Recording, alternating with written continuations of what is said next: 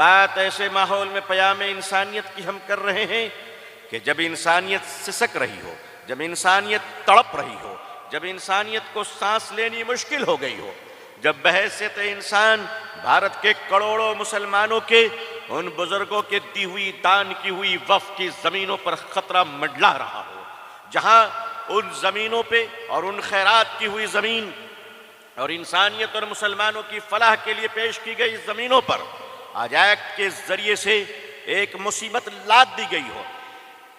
अजीज़ान मिल्लत, इन तमाम हालात में भी अगर मुसलमानों ने यह जुर्रत की है कि वो पयाम इंसानियत पर कॉन्फ्रेंस करें,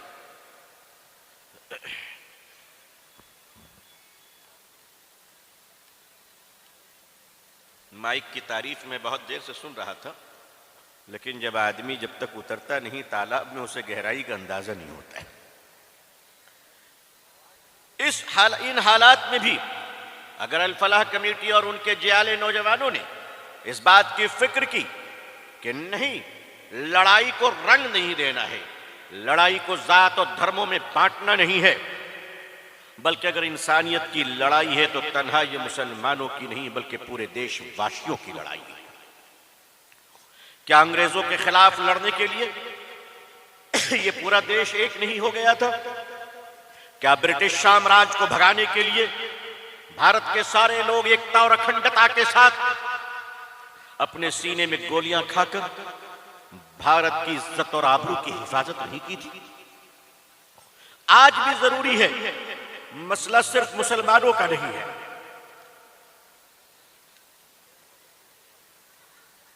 बल्कि अभी मैं देख रहा था बंबई में एक जैन मंदिर को तोड़ दिया गया बुलडोजर के जरिए। ऐसा लगता है कि बुलडोजर पे सिर्फ मुसलमानों के नाम लिखे हैं, नहीं, बल्कि सच ये है कि पहले कसाई फिर ईसाई। नंबर तो सबके आते हैं, माहौल सबके लिए खराब बन रहा है। लेकिन इन हालात में अगर हमारे नौजवानों ने, इस मोतिहारी के इलाके के और इस बस्ती के नौजवानों ने अगर ये जुर्रत की कि पयाम इंसानियत पर बात हो, अगर ये जुर्रत की कि मानवता की रक्षा पर बात हो, अगर इस माहौल में उन्होंने दिल्ली से चलकर हमारे बुजुर्ग महाराज स्वामी जी को दावत दी, तो माफ कीजिएगा, सच्चाई यह है कि सदाकत आने वालों से ज्यादा मैं आपके जुर्रत को सलाम करता हूं। जब तक अल फलाह जैसे नौजवान भारत में जिंदा रहेंगे, जुल्म की आंधियां इंसानियत के चिराग को कभी बुझा नहीं सकेंगे। तुम बुझा नहीं सके। ऐसे लोग खड़े होंगे और खड़े होकर वो हिफाजत करेंगे, लेकिन इंसानियत की बात अगर की जाए और मौलवी में इंसानियत की बात ना की जाए, सल्लल्लाहु अलैहि वसल्लम, इंसानियत की बात की जाए, मोहसिन इंसानियत की बात न की जाए, सल्लल्लाहु अलैहि वसल्लम, इंसानियत की बात की जाए और रहमतल लिल आलमीन की बात न की जाए, सल्लल्लाहु अलैहि वसल्लम, तो मेरे बुजुर्गों, चिरागों में से रोशनी आती है, मगर क्या सूरज के उजालों का कोई इनकार कर सकता है? नबी करीम सल्लल्लाहु अलैहि वसल्लम बहैसियत मुसलमान हमें किसने बताया कि तुम्हारा हक पड़ोसी पर है, तुम्हारे पड़ोसी के तुम पे हक है? बताओ लोगों, किसने बताया हमें? ये कौन है सिवाय मोहम्मद रसूलुल्लाह के सल्लल्लाहु अलैहि वसल्लम? सारा मजमा कहिए सल्लल्लाहु अलैहि वसल्लम। क्या आपने फरमाया कि तुम्हारा पड़ोसी, चाहे वो हिंदू हो, मुसलमान हो, ईसाई हो, जैन हो, सिख हो, किसी भी धर्म के मानने वाले हो, अगर वो तुम्हारा पड़ोसी है और वो पड़ोसी अगर भूखा रह गया और तुमने पेट भरकर खाना खा लिया, तो मुसलमानों, अल्लाह क्या तुम्हारी पकड़ हो जाएगी। ये सबक हमें किसने दिया है? हमने इंसानियत का सबक इतिहास में नहीं पढ़ा है, हमने इंसानियत का सबक नॉवेल में नहीं पढ़ा है, हमने इंसानियत का सबक तारीख में नहीं पढ़ा है, हमने इंसानियत का सबक अफसानों में नहीं पढ़ा है, हमने इंसानियत का सबक फिल्मों से नहीं पढ़ा है। खुदा की कसम, हमने इंसानियत का सबक मोहम्मद मुस्तफा की गुलामी में पढ़ा है, सल्लल्लाहु अलैहि वसल्लम। हुजूर सल्लल्लाहु अलैहि वसल्लम ने दुनिया को उस वक्त इंसानियत का सबक दिया। मैं हक की दावत और सच की दावत आवांगे दुहल दे रहा हूं। मैं अपने भारत के 150 करोड़ लोगों के सामने एक झूठ को परोस नहीं सकता, मैं जानता हूं कि इस दौर में सच बोलना ये बुज़दिलों का काम नहीं है, सच बोलना मुनाफिकों का काम नहीं है, सच बोलना चमचों का काम नहीं है, बल्कि सच वो बोल सकता है जिसकी मां ने उसे वो हक के दूध पिलाए हो जो कतरे बनकर उसके रगों में लहू बनकर दौड़ रहे हो। अगर हक बोलना चाहते हो तो हाथों में अंगारे रखने को तैयार हो जाओ।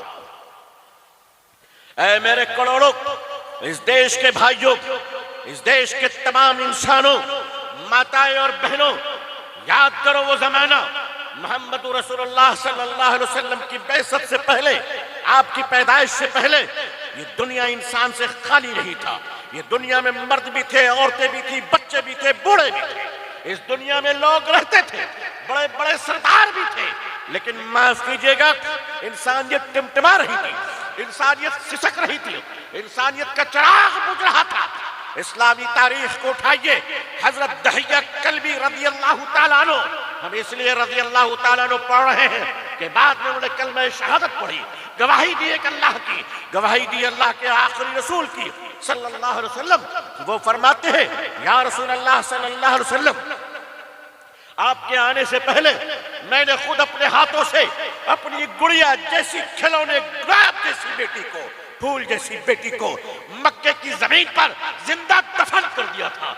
वो दहिया कल्बी फरमाते हैं, या रसूल अल्लाह सल्लल्लाहु अलैहि वसल्लम, मैं आपको एक दर्दनाक वाकया सुनाऊं। मेरे आका सल्लल्लाहु अलैहि वसल्लम सहाबा सख्ते में आ गए, तड़पने पे आ गए कि दहिया तुम आज क्या सुनाना चाहते हो। हज़रत दहिया कल्बी फरमाते, या रसूल अल्लाह सल्लल्लाहु अलैहि वसल्लम, मेरे घर में एक बेटी पैदा हुई, मेरी बीवी, मैं जरा मुख्तसर में जा रहा हूँ, मेरे घर में एक बेटी पैदा हुई, मेरी बीवी खूबसूरत बेटी, फूल जैसी बेटी को अलग छुपा कर रखी ताकि मैं बाप, उस जमाने में मक्के के लोग, अरब के लोग बेटी का बाप बनना आर समझा करते थे, बेटी का बाप बनना बुरा समझा करते थे, बेटी का बाप बनना गुनाह समझा करते थे।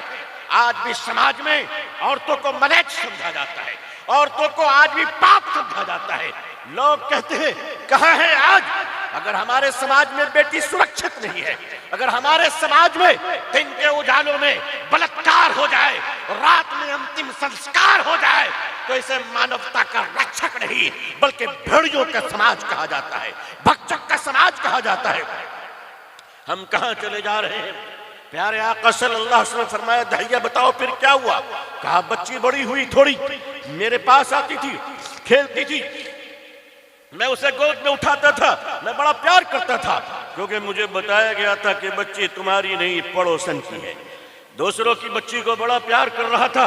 जब मेरी बीवी को यकीन हो गया कि दहिया इस बच्ची से मानूस हो गया है, आज अगर इसे खुशखबरी दे दी जाए कि ये फूल जैसी चहकने वाली, चांद जैसा मुखड़ा जिसके तबस्सुम को देखकर तुम खुश हो जाते हो, ये किसी और की नहीं, दहिया तुम्हारी बेटी है।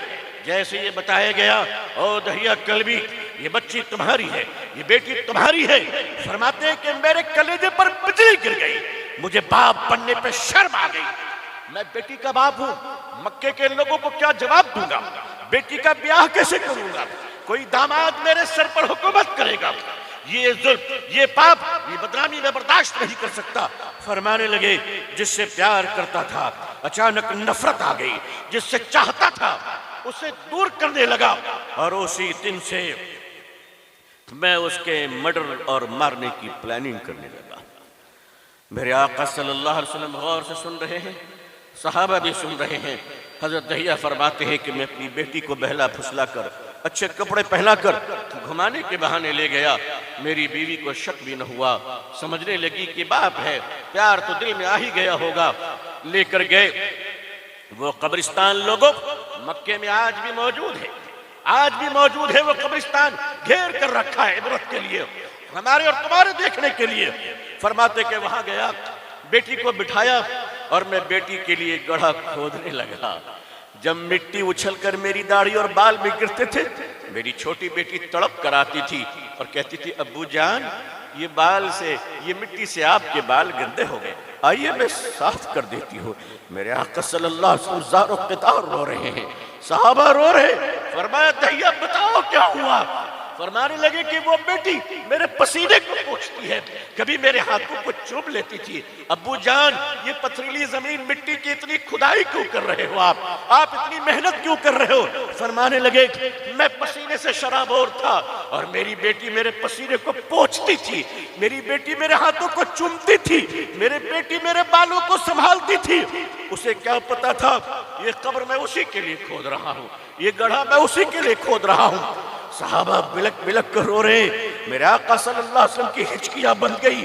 फरमाने लगे जब गड्ढा मैंने खोद लिया तो मैंने अपने फूल जैसी बेटी और चंदा जैसे मुखड़े को हाथ से उठाया और जोर से गड्ढे में पटक दिया।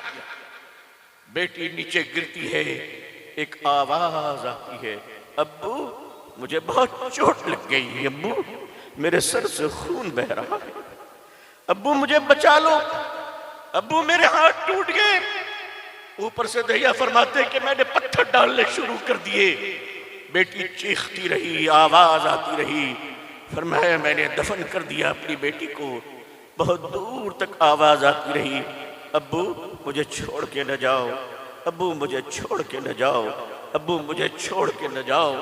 सारा मजमा तड़प रहा था, सारा मजमा रो रहा था। मेरे आका सल्लल्लाहु अलैहि वसल्लम की हिचकियां बन गई। लोगों तुम जानते हो उन बेटियों को अगर किसी ने आजाद किया है तो खुदा की कसम वो आमना का लाल मोहम्मद रसूलुल्लाह है सल्लल्लाहु अलैहि वसल्लम।